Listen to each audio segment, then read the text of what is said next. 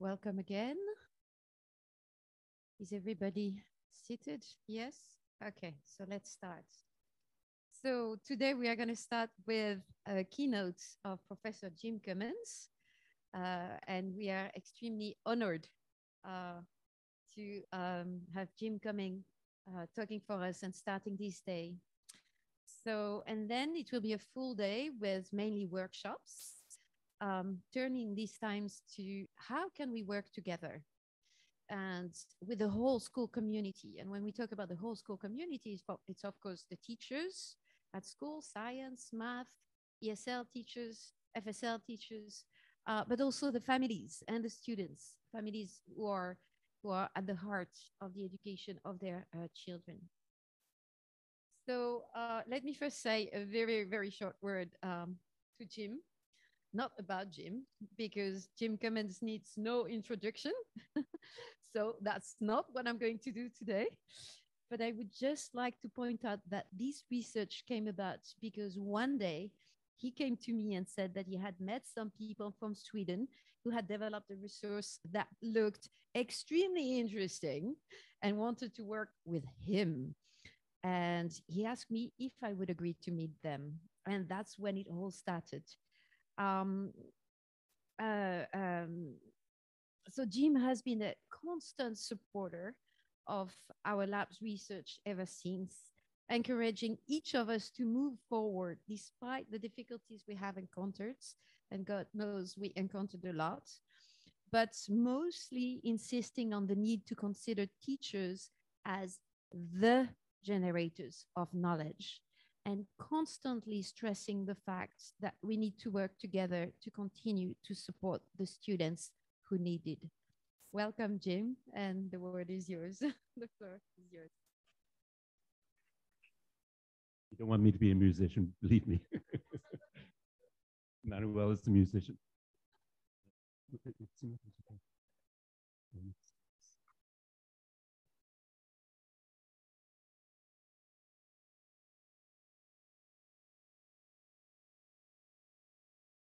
Okay, thank you. Let me just start by thanking Emmanuel for the invitation to be part of this conference and also for the invitation to be part of the broader project that's been going on for about 4 years. When I first talked to or met with Linus Gunnarsson, who's the big boss of Pedagogies, I was incredibly impressed by the potential of the resource. But I knew that I wasn't prepared to do the work to get a project going in Canada. So that's why I talked to Emmanuel, because I knew that she would be very much prepared to do the work that I wasn't prepared to do. But it's been great to be part of the project. It's also been great to be part of the team. And I'd like to just say thank you to all of the people who've worked very hard behind the scenes to get this conference together, the Escape team, but also for the work that they've been doing over the last 4 years, which has been intellectually energizing. It's been incredibly creative, and it's been fun to be a part of it. So thank you all for that. What you see on the screen is a bulletin board that was in a school, a grade 5 classroom. There was a participant in a project that Margaret Early from University of British Columbia and I had back in the early 2000s. And the teacher in that school had started to talk with her students about the languages that she spoke. And she had come from South Asia and spoke about 6 different languages. So she talked about how she had learned those languages as a way of opening up the space so that students would feel comfortable talking about languages that they knew. This was a highly diverse school. About 80% of the students were from non-English speaking backgrounds. And it was in the Greater Toronto area. And so students started to talk about their languages, carry out projects about their languages, talk to their parents about their languages, share their language stories with each other, and began to write dual language stories either individually or collaboratively. And so this was a poster that was up in the school talking about the fact that we share multiple languages, and that's a great thing, and we're proud of it. And I'll come back to that theme throughout the presentation. But let me give you an overview of what I'm going to talk about. I'm going to talk primarily about the language-friendly schools concept and the pedagogy behind that, rather than specifically pedagogy. I'll be, for my sins, I've been given the task by Emmanuel of trying to sum up and reflect on the conference and the 2 days at the end. So I'll talk more about pedagogy at that point. But what I want to talk about is the fact that in Canada and internationally, we're currently in a place where the ideology and instructional practice of language-friendly pedagogy has gained a tentative foothold, and I'll emphasize tentative. But we shouldn't get too romantic about these recent accomplishments, because in the big picture, the highly multilingual cities like Toronto are still linguistic graveyards. And schools across Canada, and also as we heard yesterday, and I know from talking with our French colleagues, their schools are places where languages come to die. And that's the big picture. And so what this project is all about, and what the language-friendly schools movement is all about, is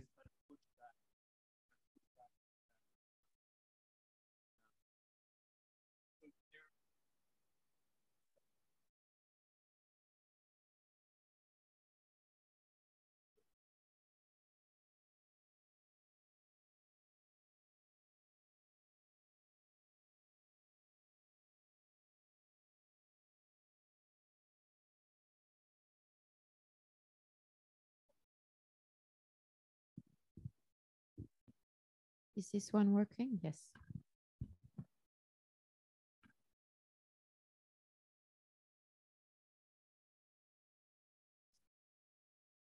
but even though the big picture is still fairly bleak internationally, as well as in Canada, there are hopeful signs, both from a top-down perspective and from a bottom-up or a micro perspective at the level of schools. If we look at some of the initiatives of the Council of Europe over the last decade or so, there have been incredibly enlightened projects funded. There have been a lot of reports that have been written by people like Emmanuel and other colleagues, talking about the role of languages in education. So there is movement at a top-down level. But what we also see are educators increasingly embracing their roles as knowledge generators, where they're pushing the boundaries of what we believe possible in multilingual schools and expanding students' identity options rather than remaining complicit with so-called normal policies and instructional practices that have the effect of constricting students' identities. So in my presentation, what I hope to do is to try and illustrate the identity choices that educators have made when they've rejected being part of a coercive school system that was contributing to language loss and contributing to constriction of students' identities. And instead, when these educators decided to explore ways of expanding students' identity options and their linguistic talents. So that's where I want to go with the presentation.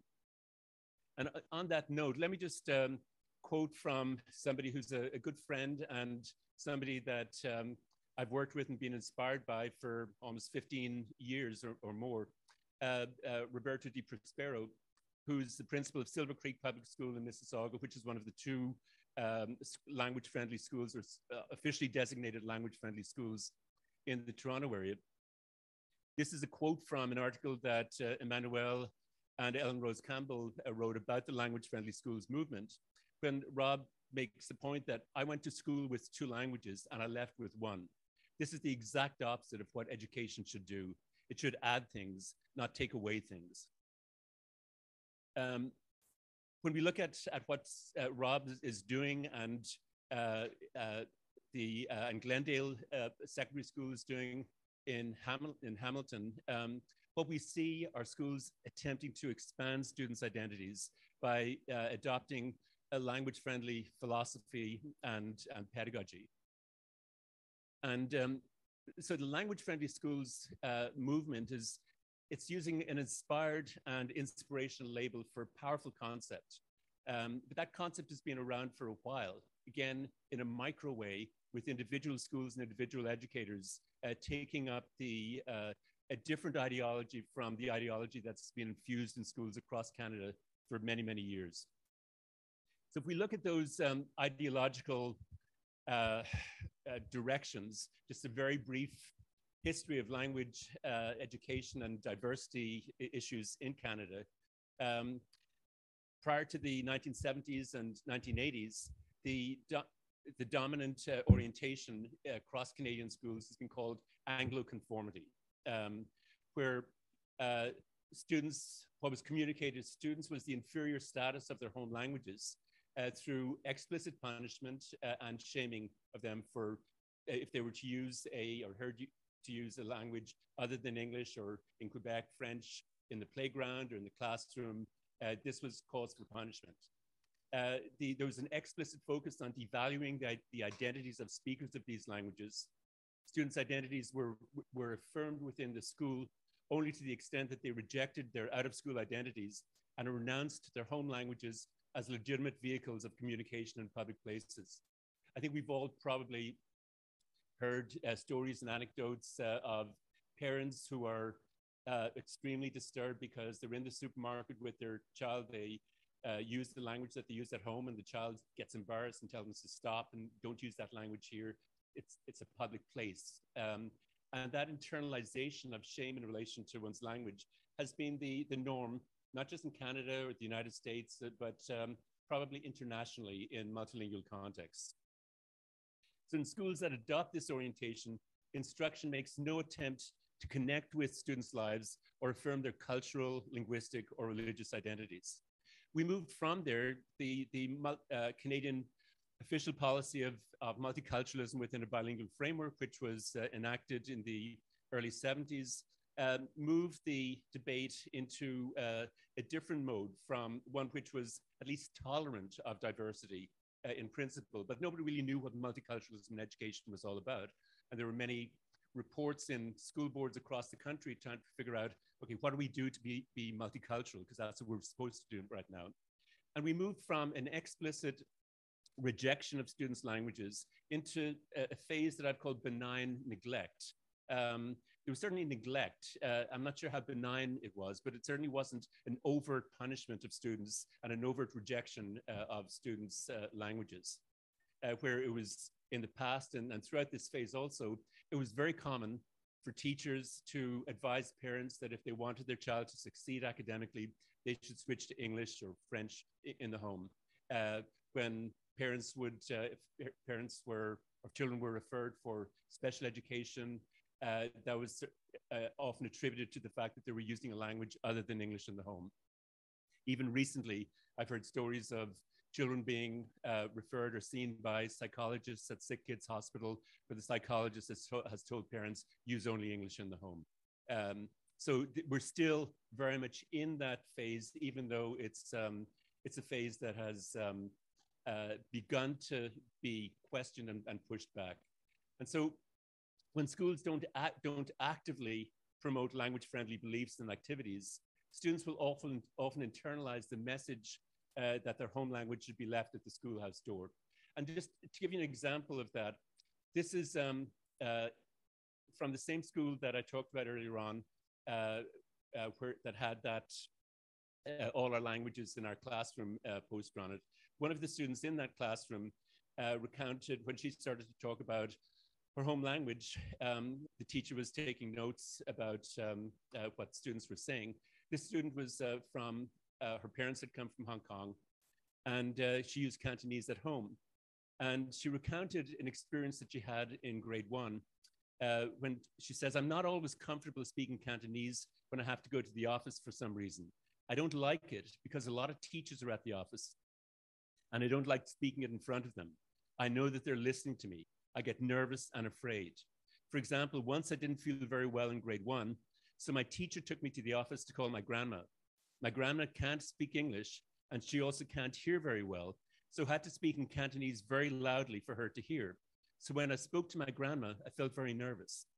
Now, the secretaries in the office or any teachers in the office would have had no problems with the child using Cantonese to speak to her parents or grandparent. But she has somehow internalized the message that school is an English-only zone and other languages are not welcome, not tolerated, not affirmed within the school context.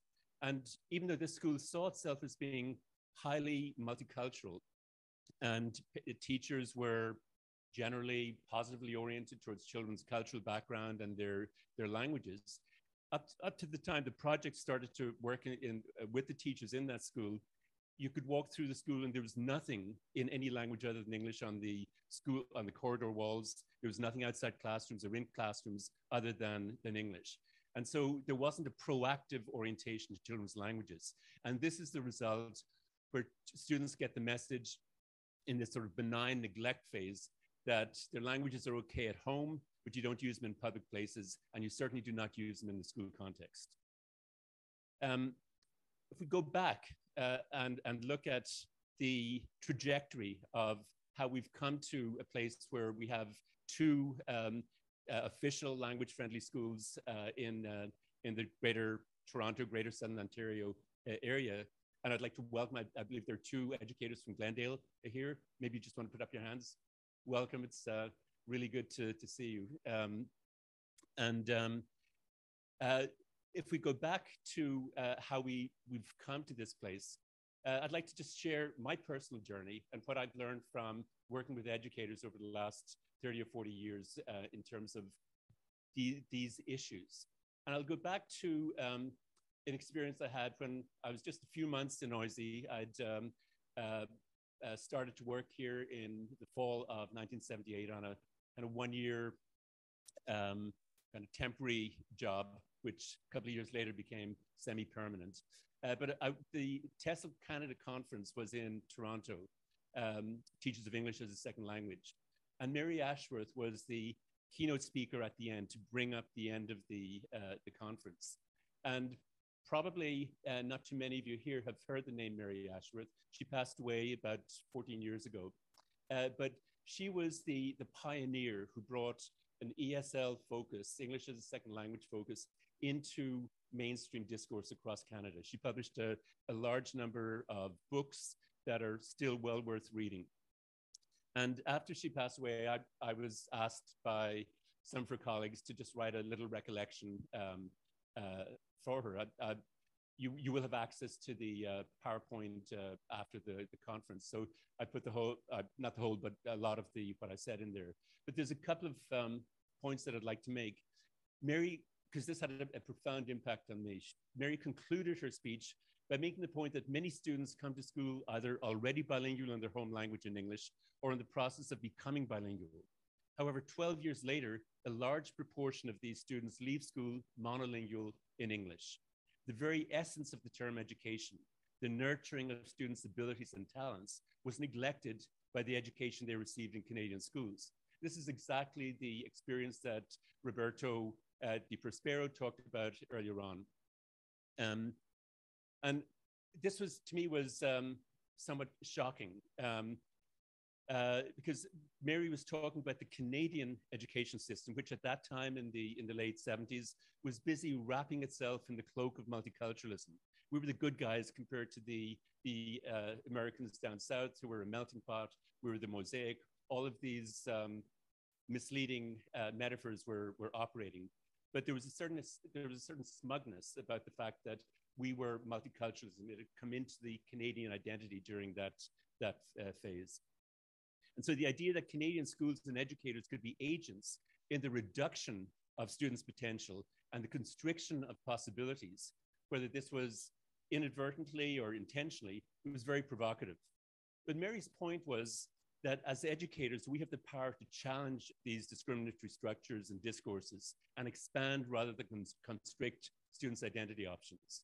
And I'll give you some examples of work that educators have done since that time, particularly since the 1990s, that have begun to put Mary Ashworth's vision into reality. One of the, I think probably the first project in Canada that really took active steps to bring students' languages into the school context was the work that was done in Thornwood Public School in the Peel Board of Education. This was a project that Sandra Schechter and I were involved in. It was basically Sandra's project, and she invited me to be part of it, where we worked with a couple of schools in the Peel Board to look at how parental involvement could be increased. And we didn't come in there with an action plan in terms of what should be done. The process was we met with any educators who wanted to be part of the project once a month for a period of time and talked about what kinds of things might be done. And one of the teachers who was part of that, Patricia Chow, came up with the idea of having students use their first languages in the classroom to write stories. This again was a school with, which I think at that time, about 70 to 80% of students between coming from language backgrounds other than English. And Patricia generated what she called the dual language showcase. And over several years, the number of languages involved grew to, I think, between 20 and 30. And so the process was one whereby students might choose, they could choose which language they wanted to write in. She had a very active writing program in her grade 1 class. And they could write either in their first language, if they were literate in that language, or in English. I think initially most students wrote in English, and then they worked either with teachers in the school who might know that language, or their parents, or community volunteers to translate the story they'd written in English into their home languages. So it was very successful in bringing parents into the process of instruction in the classroom. When newcomer students came in, they would typically write in their first language, and then would work with the teacher or some other students from that language background to translate their work into English. All of these stories were published in hard copy. They became part of the classroom or the classroom library and the school library. And so students were becoming authors.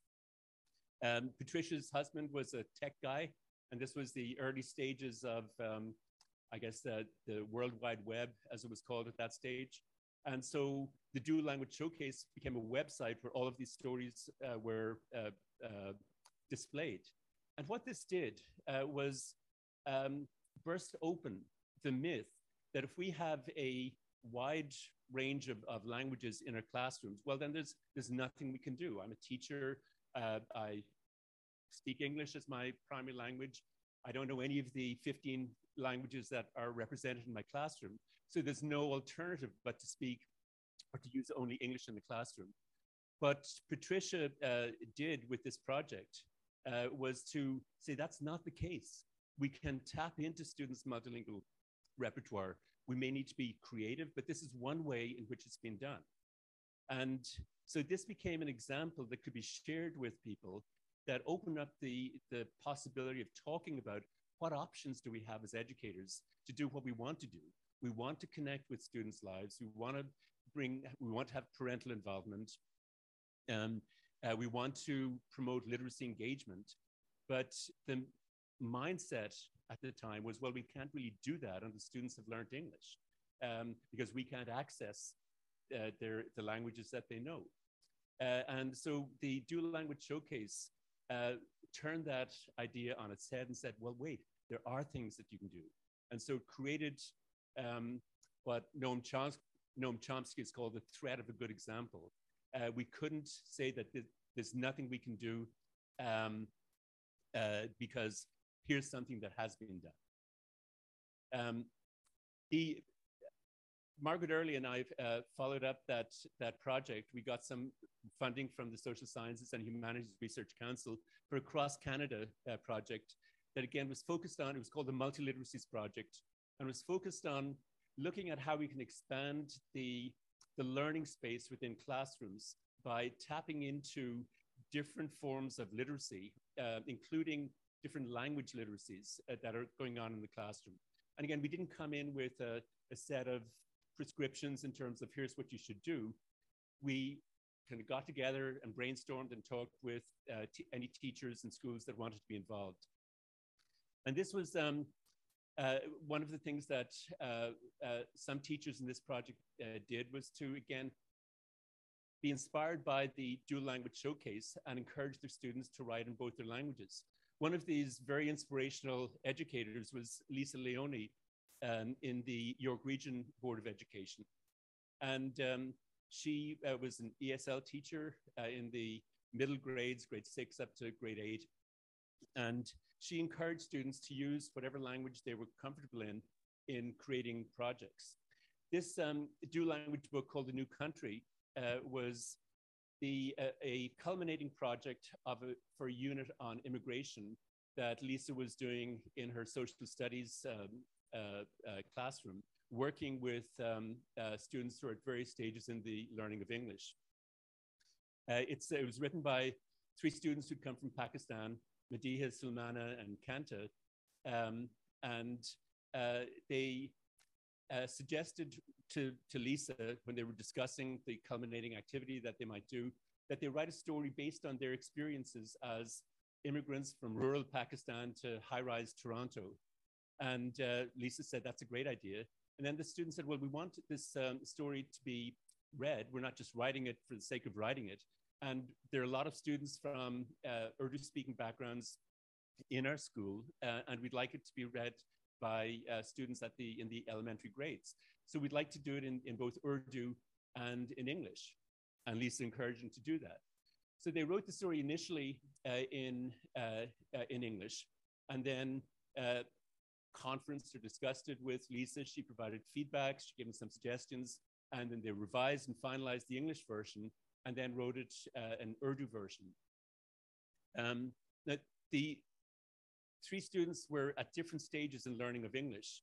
Sulmana and Kanta had been in Canada for about 3.5 years, and they were pretty fluent in English at that stage. But Madiha had just arrived about 6 weeks before they started this project.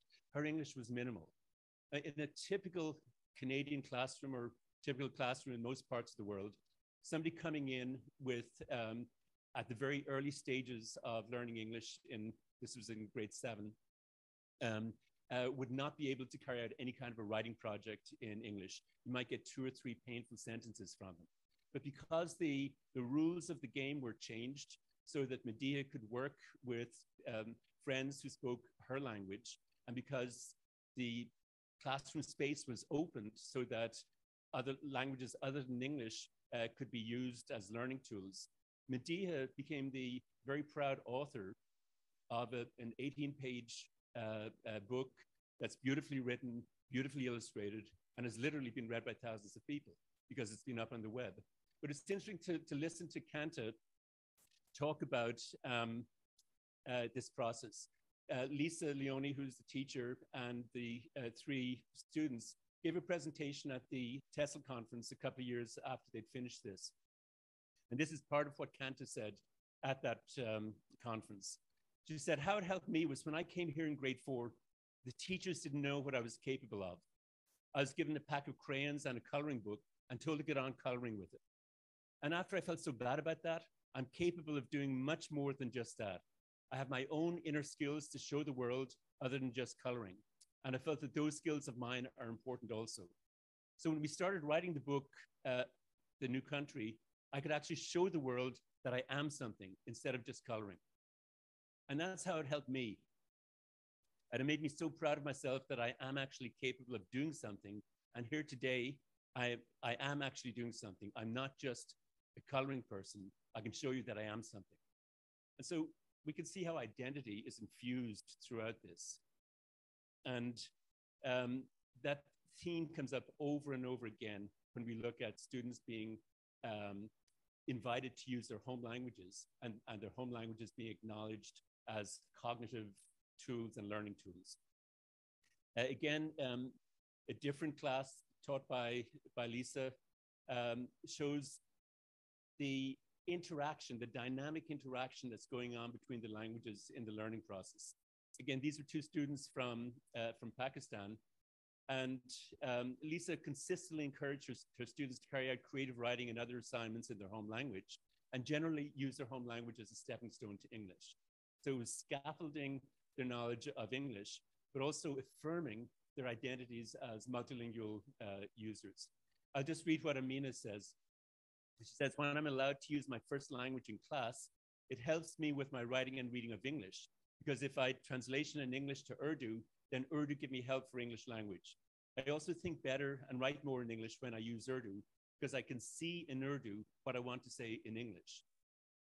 This is the end of her first year of learning English. And so you can see the kind of progress that she made. But she's very clear in talking about what applied linguists and researchers have recently been calling translanguaging, where the two languages, even though they may be separate as languages, they interact dynamically in the learning process. They interact dynamically as we use the languages. Another example from one of Lisa's students. This was a grade 6 student in his first year of learning English. He'd come from Israel, and he wrote a book initially in Hebrew, in a language that he was literate in, because he didn't know enough English to write very much in English. And there was a teacher in the school who knew enough Hebrew to help him to translate it from Hebrew into English. Again, the result is a dual language book that's been up in the web and has been read by thousands of people. And Tomer is incredibly insightful about the process. He says, I think using your first language is so helpful, because when you don't understand something after you've just come here, it's like beginning as a baby. You don't know English, and you need to learn it all from the beginning. But if you already have it in another language, then it's easier. You can translate it, and you can do it in your language too. And then it's easier to understand the second language. By the way, this is exactly the rationale for Pedagogy, which we can talk about later. But Tomer goes on to say, it makes it faster to be able to use both languages instead of just breaking your head to think of the word in English when you already know the word in the other language. So it makes it faster and easier to understand. This is another example a few years later from a project that in Thornwood Public School. Roberto Di Prospero was the principal at that time. Robin Persad, who's here, Robin is over here. These are a couple of examples from Robin's class. He was teaching grade 4 ESL at that time. And there was a wide variety of projects that Robin carried out with the students to bring their home languages into the learning space to make the classroom not just an English-only zone, but a multilingual zone. And this is one project where students worked in small language-specific groups to compare their home languages to English. This is an example of students, 5 or 6 students who spoke Arabic as their home language, comparing Arabic to English. And if we talk about developing language awareness, becoming aware of how a language works, a really good way to do it is to compare two languages that are very different in orthography and in a variety of other ways. And so the students were becoming conscious of that. Robin and I wrote an article that talked about some of this work and its rationale. This is another example of some of Robin's work with the students. This is Robin's description of it. He says, we were working on social studies by examining the regions of Canada, as well as resources available in particular provinces. Students were to interview their parents and conduct research about their parents' identity, home country, and country of birth. For example, how it differs from Canada, what resources were available, how the economy was, what was different from life in Canada, and why should others visit. So technology was used, Google Maps was used throughout the unit to see landform regions of their family home country and to explore the names of streets and cities that they may want to use in their stories, what was familiar to them when living in a specific country. And so again, if you ask the vast majority of educators across Canada, should we try to connect curriculum to students' lives? Everybody's going to nod and say, yeah, of course. But if you push it one step further, do their lives include their languages? Well, yeah, but there's no way we can do that. Robin showed exactly, and other educators who've been doing this, that it is possible to do it. It's not that difficult. It requires teachers to push the boundaries, to become creative, to be knowledge generators. Another example from Thornwood Public School around the same time, teacher was a grade 5 teacher, Tobin McManus. And this was near the end of the school year. He was teaching or getting ready to teach a data management unit in math. And rather than use the textbook or use kind of neutral data to talk about data management, Tobin got the idea of using students' home languages as something to carry out statistics on. So he organized, and again, this was a school with 80% of the students coming from non-English speaking backgrounds. And so he organized, first of all, he brainstormed with the students about what would they like to know about who we are collectively in this school from a linguistic point of view. And so they brainstormed 3 fairly simple questions, and Tobin divided them up into small groups, and each group took a different grade level to administer a little mini questionnaire to the students. At the younger grade levels, they did it with the help of the teachers. And then they came back and put the data into an Excel type program, spreadsheet program, and churned out all kinds of data relating to who we are as a linguistic community. Again, identity is core in this. This is just one example of a pie chart that students created. Tobin talks about the fact that he wasn't able to get students to go out for recess because they wanted to keep on just playing with these data, churning out more ways of viewing the data, representing it, talking about it. And so when we talk about STEM and the fact that language is very integral to math problems, to science work, etc., we can also look at that from a multilingual point of view, and where again we're connecting with students' lives. Those languages were not used in this project directly, but it was a project that basically allowed students or gave students the power to explore identity issues that were very core to who they are or who they were at that point in time. The last example I'll give is an example involving First Nations students. And this was a project that Christina Montero from Wilfrid Laurier University had going with a First Nations mini high school within a high school in the Hamilton area. And the school had worked with an Ojibwe artist called Rennie Mishake. You can see him on the right there, to work with students to create artwork, to create poetry, to create to do creative work connected to their cultural background. And this is the reflection of one of those students, Cassandra, who says, "This experience gave me a gift of poetry. I started to develop a passion for poetry during this project. I didn't know I had this passion. Since this project, I've written and shared many pieces of poetry.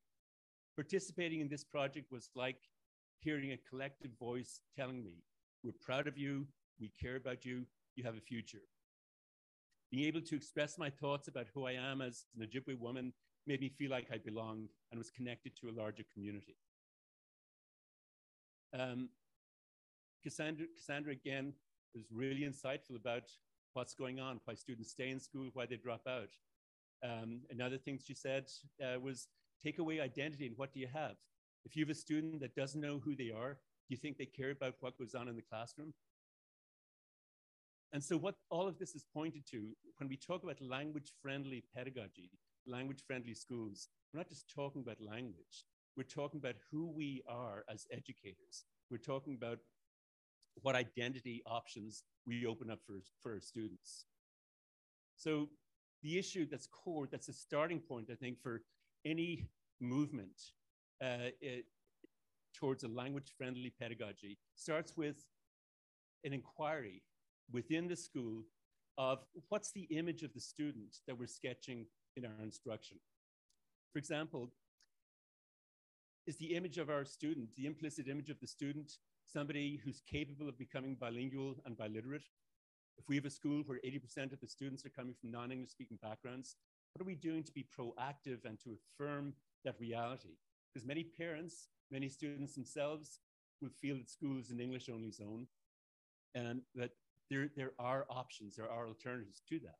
But if we walk through a school and see no reflection of any language other than English, then we're basically telling students that to fit in here, English is the only language that's legitimate for you to use. Are we communicating an image to students that they're capable of higher order thinking and intellectual accomplishments? If our mindset is that, well, we can't do kind of fun, inquiry-based stuff, we can't do academically challenging stuff with students who are learning English because they don't have the language to do that kind of work. We're communicating to them that they cannot use their full intellectual capabilities until they've got through this gateway, this benchmark, this threshold that makes them legitimate in the school. To what extent are we communicating an image of the student as being capable of creative and imaginative thinking, creating literature and art, capable of generating new knowledge, or thinking about and finding solutions to social issues? Again, if we exclude students' languages from the reality of the school, then we're giving negative answers to a lot of these questions. And that's not who we want to be as educators. So let me just end up by trying to revisit some of the points that have been made in terms of what's the deep structure, what's the deep pedagogical structure that's operating when we move in the direction of becoming a language-friendly school. You can just think of Tomer's story as an example of this. So what was happening in Tomer's story and in the other examples? Well, first of all, there was scaffolding instruction by engaging students' multilingual repertoires. If you'd given Tomer his English story, the story that he wrote in English, before he had written it, he would not have been able to read it. But paradoxically, after he had written it, he could read it because his first language and the help of the teacher allowed him to take the knowledge, his ideas, his concepts, his creativity that he had in his first language and express that in English. He learned an enormous amount of English in doing that. It's reinforcing academic language. His vocabulary expanded as he was doing this. His knowledge of how to express himself coherently through writing expanded. It's engaging students' multilingual abilities by bringing students' languages into productive contact and promoting cross-linguistic transfer. It's expanding literacy engagement. It's connecting to students' lives. It's affirming students' identities by enabling them to create literature, drama, and art that expands their sense of who they are and who they can become. So let me just try and wrap up with some kind of takeaway thoughts and questions. And obviously, a major focus of the work that has been done as part of this project, like through Antoinette's involvement and other faculty in OISE, involves teacher education. That clearly has been a focus within the Montpellier project also. And so one of the questions that we need to ask is, how can teacher education programs better prepare teachers to become knowledge generators rather than simply transmitters of prepackaged curriculum?